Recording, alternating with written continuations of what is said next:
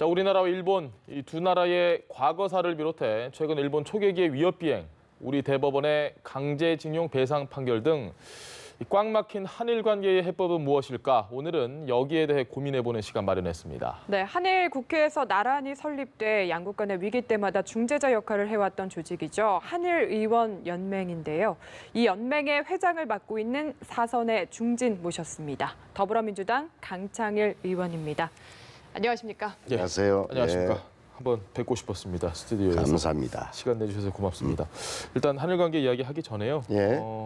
전 국민이 지금 다 걱정하고 계시는 헝가리 침몰 사고 관련해서 수색 작업이 지금 계속해서 속도를 좀 내고 있는 것 같습니다. 지켜보시는 마음이 많이 무거우실 것 같습니다. 예, 그 참 갑자기 세월호 사건도 연상이 되고 예. 외국에서 뭐 저뿐만 아니라 모든 국민이 다 가슴 아파하는 사안이죠. 그런데 정부 측에서 그 아주 신속하게 대응을 하고 있어서 예. 조금 안도하고 있는데 빨리 시신이 빨리 참 거두어들여졌으면 하는 바람입니다. 알겠습니다.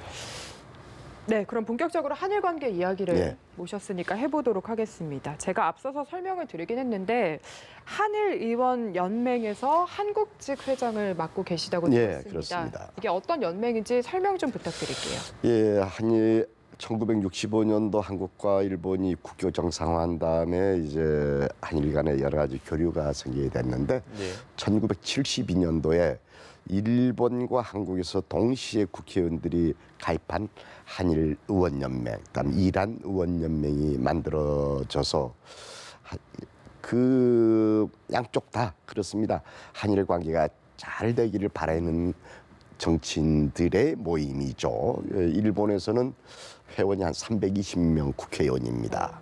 그리고 한국에서는 우리 300명 중에서 180여 명이 동참하고 있습니다. 그러니까 예, 합치게 되면 500명의 이제 그 국회의원들이 이제 한일연맹 소속으로 돼 있고 가치들을 1년에 뭐 한두 번씩 회의도 하고 수시로 왔다 갔다 공도차지 않습니까? 그거는 우리 위원회, 의원님의 그거 다른 소개 거네. 위원회 또 바둑하는 그룹도 있고 공차는.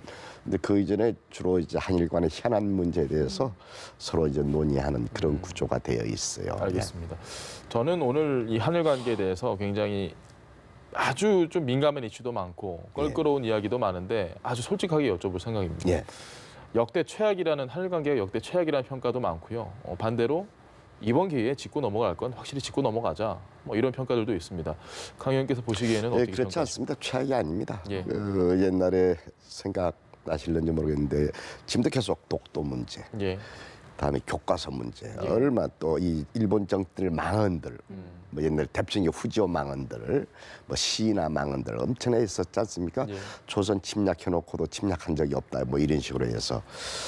그런데 그때는 한 사안 가지고 계속 일이 커졌는데 이번에는 동시다발적으로 일이 아주 그냥 여기저기서. 불거져 나오는 바람에 최악처럼 보이는데 제가 쭉 한일 관계 쭉 보게 되면 이건 큰 사건도 아니다 이렇게 생각하고 있어요. 그런데 요즘 하는 게 거꾸로 화가 나는 게 하나 있죠. 예. 우리가 피해자이고 일본이 가해자임에도 불구하고 우리가 가해자인 일본이 우리 공격적으로 우리를 비판하고 욕하는 이런 꼴이 됐어요. 그래서 좀 적반하장이네. 적반하장 하도 어이가 없어요.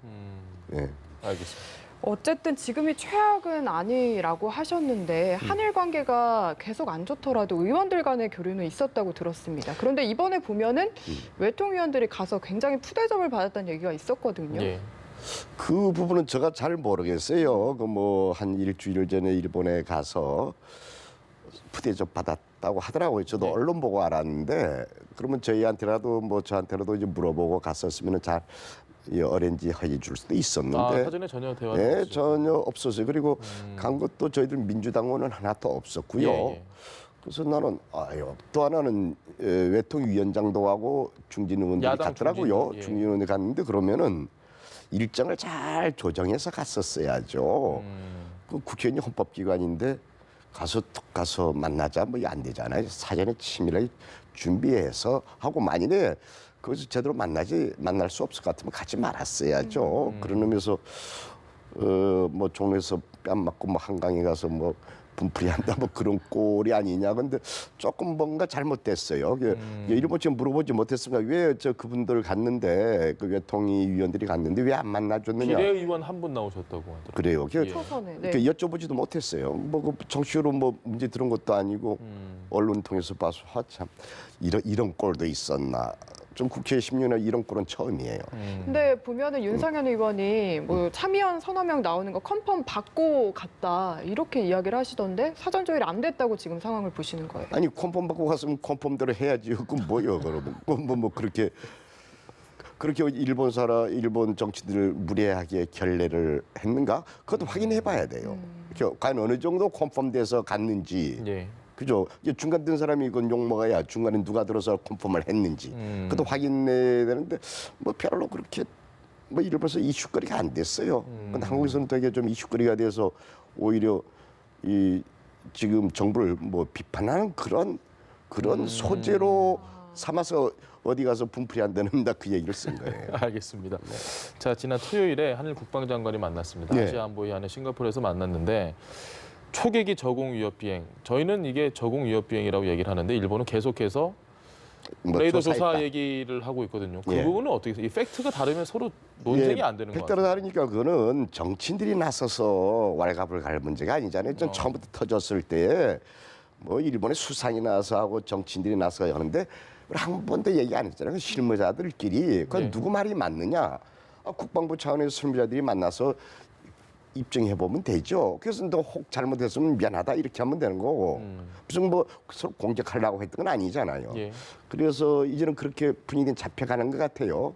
그리고 일본과 한국은 안보적 측면에서 특히 북핵 문제가 있어서 이 운명 공동체입니다. 네. 안보적 운명 공동체라고 나는 감히 얘기하는데 네. 그 손을 잡아야 돼요. 그런 의미에서 이번에 뭐 많은 얘기들이 잘 됐다고 그래요. 그래서 아주 뭐 전향적으로 뭐 이 안보 문제에 서로 협력해 나가자 됐다고 해서 천만다행이다. 뭐 이번에 국방장관 만나서 뭐 잘 얘기가 된 거는 좋은데 저는 뭐 개인적으로는 이게 자꾸 팩트를 가지고 다른 주장을 하면서 일본은 이걸 여론전으로 좀 끌고 가려고 하는 모습을 보면 당연히 외교는 감정이 배제돼야 하지만 우린 이럴 때 참 어떻게 대처해야 되나 싶기도 합니다. 그래서 제가 이 참 쫀쫀하다. 그 처음에 작년 12월부터 초계기 문제 나왔을 때 그리고 예. 저희도 이여도 상공에서 뭐 아주 뭐 위기, 이 군사적 예. 위기 상황처럼 비춰졌지 않습니까? 그래서 왜 그 이런 것을 한국 때리기로 이용하느냐 일본 정치인들 보고 그 얘기예요. 이 실무자들끼리 서로 한국의 국방부 주장하고 일본 주장이 달라요. 예. 그러면 서로가 확인들 해보면 되죠. 저에서 또 공개도 잘 안 하더라고요. 근데. 공개도 하지 않으면서 그래. 예. 그래서 참 한심하다.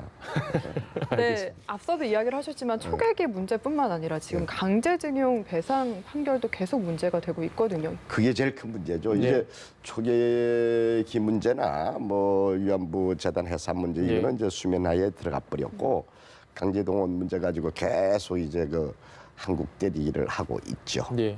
예, 참 저는 이해가 안 되죠. 이게 이해가 안 되는 부분이 많습니다. 아주 지금. 복잡한 게 많이 있습니다. 예. 그러니까 우선은 좀 알기 쉽게 얘기하면 1965년 한일협정 박정희 정권이 맺었는데 예. 한일협정이 오류투성이의 협정이에요. 예. 그 협정이 뭐가 되는 거니까 식민지 일본 한국 지배는 불법 강점이었죠. 그렇게 예. 알고 계시죠? 예. 예. 그런데 그런 문장이 없어요. 그래서 각각 배상이 아니라고 얘기하는 거고요. 예, 각각 해석하도록 해버렸어요. 음. 우리는 불법적으로 하지 않았다. 일본 측에서는.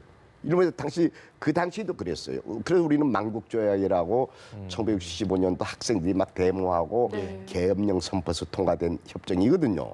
그 돈을 이제 뭐 무상 3억 불, 유상 2억 불을 받아왔지요.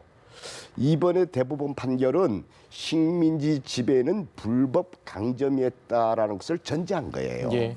때문에 일본 기업은 보상이 아니라 배상을 해야 된다고 대법원에서 판결한 겁니다. 여기에 대해서 또 그 협정이 얼마나 우스꽝스러운 협정인 거니까 참 그래서 정치는 똑바로 해야 되는데 예.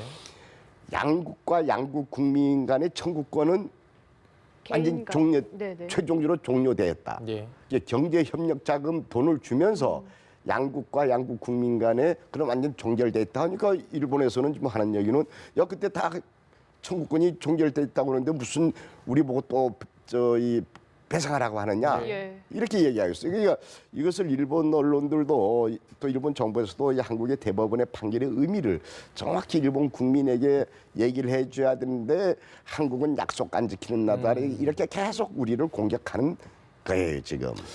일본에서 근데 그 지금 강제징용 배상 판결을 통해서 뭐 가압류하고 이런 재산상 피해들 있잖아요. 일본 네. 기업에 있어서 자기네들 입장에서는 피해인데 금액적으로는 그렇게 많지 않은 것 같은데 많지 않습니다. 이렇게까지 일본이 정부까지 나서서 그러네. 이러는 이유가 뭘까? 글쎄 그 명분 싸움이라고 할까요? 그럴 수는 있어요. 우리 이번에 대법원 판결은 한국 개인이 예. 네. 일본 기업에 대해서 배상, 일본 정부도 아니고 일본 기업에 대해서 배상하라고 한 거든요. 예. 그때 월급을 안 줬어요. 퇴직금도 안 주고 배상하라고 한 건데 여기서 일본 정부는 그때 다 끝났는데 왜 이렇게 하느냐. 아마 명분 싸움인지 아니면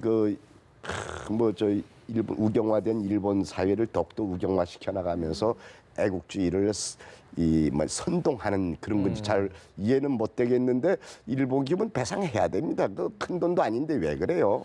근데 일본이 사죄하거나 사과하거나 그렇게 한다고 해서 엄청나게 피해를 보는 건 아닌데 말씀하신 대로 일본 내에 있는 우경화 세력의 눈치를 보기 때문에 이렇게 예, 그러는 것 망언을 하고 같아요. 이러는 예. 거라고 저희가 이해를 하면 될까요? 그러니까 일본이 한 10년 사이에 엄청나게 이 우경화 돼버렸어요. 예. 사회 예. 자체가. 우리는 오히려 진보적으로 예. 내는데 정반대의 길을 걷고 있는데 그게 이제 평화헌법 개정, 전쟁할 수 있는 나라로 일본을 만들어 나가고 군사대국화, 아시아에서 군사 패권을 장악했다 이런 예. 의도도 있고 이러는 속에 일본 사회가 급히 우경화되고 있고 여기에 정점에 이제 지금 아베 정부가 있는 거죠. 20세기 초로 돌아가고 있는 것 같은데요, 일본. 그러면 19세기 말 20세기로 돌아서는 그런 위기 의식들도 있죠. 전문 학자들에 의해서는 그런 상황에 지금 이게 걸려 있지 않느냐. 근데 더 크게 봐야 돼요. 예. 한국과 일본이 사이 좋아야 돼요. 그럼요. 국가의 이익을 위해서는 좋아야 돼요. 예? 길게 내다보세요. 한국과 일본 사이 나빠서 좋을 게 뭐가 있습니까? 누가 좋을지 모르겠어요. 그래서 네.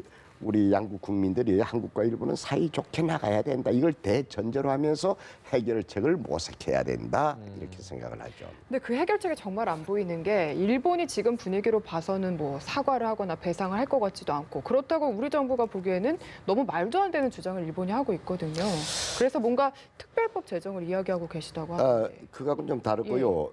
한국은 이제 한국이 좀 내가 이렇게 객관적으로 어른다워요. 일본에게 근래는 사과라 사과라 이렇게 얘기 안 해요. 굳이. 사죄하라 굳이 얘기 안 해요. 단호히 배상은 하라 이렇게 네. 얘기하는 거죠. 그 과거에는 이제 뭐 사죄하라 뭐라 뭐 요즘은 그게 크게 그런 얘기 안 나오잖아요. 기대도 잘 안 하는 것 같습니다. 예, 안 해. 예. 기대도 하지 않고 뭐 하도 50년 동안 이렇게 했냐. 뭐 당신네들은 그게 체념이죠. 그러니까 사죄 단나나 미래. 과거는 그렇다. 미래는 좋은 관계를 맺어줘야 된다 하는 게 한국 국민들이라든지 현 정부가 생각하는 네. 것이죠. 그래서 과거와 미래를 구분해서 역사와 미래를 구분해서 두 관계를 잘 만들어 나가는 것. 이게 그런 기조에서 이제 움직여서 한국에서는 정치인들이라든지 뭐 정부에서 일본의 자극적인 일을 하지 않잖아요. 예. 그죠? 근데 일본은 계속 자극적인 일을 우리한테 하고 있어요. 그러니까요. 화가 나요. 근데 일본은 지금 G20에서 한일 정상회담도 이 강제징용 문제 해결 안 되면 안 하겠다 이런 식으로 나오고 있는데요. 근데 뭐 쫀쫀해요. 일본 하는 게 그런 식으로 아까 국가 이익을 위해서는 양국의 국가 이익을 위해서는 참 둘이서 국민에게 좋은 모습 보여주는 게 일본 국민을 위해서도 그렇고 한국 국민을 위해서 좋기 때문에 그 정상회담도 하고 자 우리 서로 잘 풀어나가 보자. 뭐 이런 식으로 이제 하는 게 좋지 않느냐. 그리고 이제 서로가 이제 노력하자. 뭐 예. 이런 약속이라도 할 수 있으면 양국 국민들은 좀 마음 놓지 않겠어요? 예. 그걸 기대하고 있어요. 예. 한 가지만 더 여쭤보겠습니다. 뭐 우리와 일본이 뭐 관계가 좋아지면 좋은 가장 큰 이유 중에 하나 는 경제적인 부분이 아닌가 싶은데 그죠. 이번에 강제징용 배상 판결 나왔으니까 보복관세 카드를 뭐 만지작거리는 이런 식의 보도도 나왔습니다. 이 부분은 좀 사실 그러면 정말 큰일 날 것 같기도 하다라는 우려도 생기기도 하거든요. 뭐 큰일 나긴 무슨 큰일이에요. 아니 한국이 손해 보면 일본도 손해 보지요. 예. 예, 한국이 좀 컸어요 이제는. 예, 뭐 옛날에 경제 종속적 상황에서 뭐 3, 40년에야 뭐 일본에서 기침 오면 이제 태풍이 된다는 말이 있을 정도로 예. 어려웠는데 물론 한국이 더 손해 볼 수도 있고 근데 일본도 손해를 봐요. 일본 기업이 많이 진출했잖아요. 예. 그다음에 우리도 수출도 하고 수입도 하고 있잖아요. 그래서 그런 정치인 몇몇 사람들에 의해서 뭐 그런 식으로 자극적인 표현들을 하는데 그것도 자중자애하라. 그런 식으로 공갈 압박에서 대한민국이 넘어가겠어요? 그렇지 않아요. 그래서 실제로 행동에 옮기진 않을 거라고 보시는 거네요. 예, 네네. 그래 간단히 돼갔어요. 예. 그게 자꾸 경제를 잘 모르는 정치인 몇몇이 떠드는 것이 지나지 않다 이렇게. 알겠습니다. 네, 더불어민주당 강창일 의원과 오늘 한일 관계 짚어봤습니다. 말씀 네, 감사합니다. 오늘 고맙습니다.